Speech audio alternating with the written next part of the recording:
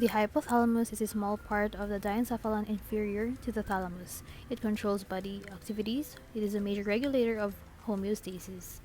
Sensory impulses related to both somatic and visceral senses. Impulses from receptors for vision, taste, and smell. Controls osmotic pressure, blood glucose level, and certain hormone concentrations, as well as temperature of the blood. It is also composed of numerous nuclei in four major areas, or four major regions. First, you have the mammillary region. It is the most posterior and adjacent to the midbrain. It is composed of two structures. You have the mammillary bodies. It is two small rounded projections that serves as relay stations for the sense of smell reflexes, as well as your posterior hypothalamic nuclei. Next, the tuberal region. It is the widest part, and it is composed of many nuclei. You have your dorsomedial nucleus, ventromedial nucleus, arcuate nucleus. You also have there the infundibulum, in which it connects the pituitary gland to the hypothalamus. And you have there the median eminence, in which it encircles the infundibulum. Next, supraoptic region. It is superior to the optic chiasm, in which it is the point of crossing of your optic nerves. You have the presence of your paraventricular nucleus and supraoptic nucleus. That leads to the formation of your hypothalamo-hypophyseal tract, in which it connects the infundibulum to the posterior pituitary lobe. You also have the presence of your anterior hypothalamic nucleus and suprachiasmatic nucleus. Then the last, you have your preoptic region. It is anterior to the supraoptic region, basically for regulation of your autonomic activities. Then you have there the medial and lateral preoptic nuclei. Since the hypothalamus is a major regulator of homeostasis in the body, so it receives information from the rest of the body through the nervous connections, through the bloodstream, and through your cerebrospinal fluid.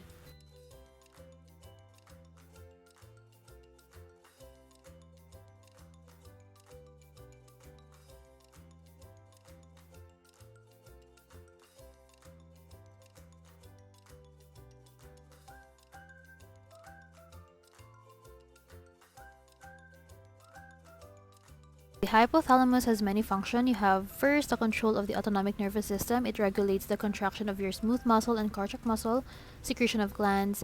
It is a major regulator of your visceral activities like your heart rate, movement of food or peristalsis through the GI tract, contraction of the urinary bladder. Okay, through integration of your autonomic and neuroendocrine systems, it will lead to your body's homeostasis. Next, production of hormones. The hypothalamus has important connections with the pituitary gland. First, through the release of your hypothalamic hormones. Remember that with the names releasing hormones and inhibiting hormones, those are from your hypothalamus. Okay, it will be released through the capillary networks in the median eminence and infundibulum, leading to your hypophyseal portal system. Okay, remember that the old name of your pituitary gland, or the other name, is your hypophysis, thus hypophyseal portal system. Okay, then it will be released through the bloodstream into the anterior pituitary lobe to either stimulate or inhibit the secretion of those hormones, okay, hormones of the anterior pituitary lobe. Then you also have the hypothalamo-hypophyseal tract, in which it is the connection between your infundibulum towards your posterior pituitary lobe. So it will stimulate the cell bodies. Your paraventricular nuclei will secrete your oxytocin, essential for your milk ejection and uterine contraction, as well as your supraoptic nuclei. It will release your antidiuretic hormone for water balance in the body. Okay, so their axons will transport the hormones into the posterior pituitary lobe, where they are released. Next, regulation of emotional and behavioral patterns together with your limbic system.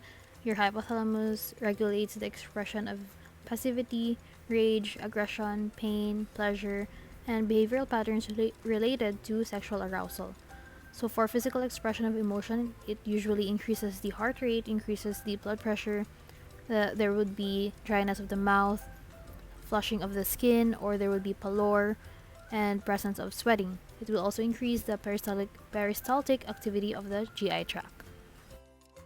Next, regulation of eating and drinking. So it has something to do with the food intake. So just take note that the satiety center, located medially, it will increase the sensation of fullness and cessation of eating. Your hunger and thirst center, located laterally, it initiates the feeling of hunger. Therefore, it will increase your food intake and increase the desire to drink water. Control of body temperature. So your hypothalamus is basically your body's thermostat. It can be altered in response to extreme scenarios like changes in the environmental temperatures or with the presence of infection. Okay, please note that your anterior hypothalamus controls those mechanisms that dissipate heat through sweating. Then your posterior portion of your hypothalamus results in which the skeletal muscle produces heat through shivering. Lastly, regulation of circadian rhythm and states of consciousness. Your suprachiasmatic nucleus is responsible for the body's internal biological clock. So the biological activity patterns, okay, what time are you going to sleep or are you going to wake up? Okay, basically your sleep-wake cycle, it occurs in a circadian schedule or the cycle that occurs about 24 hours.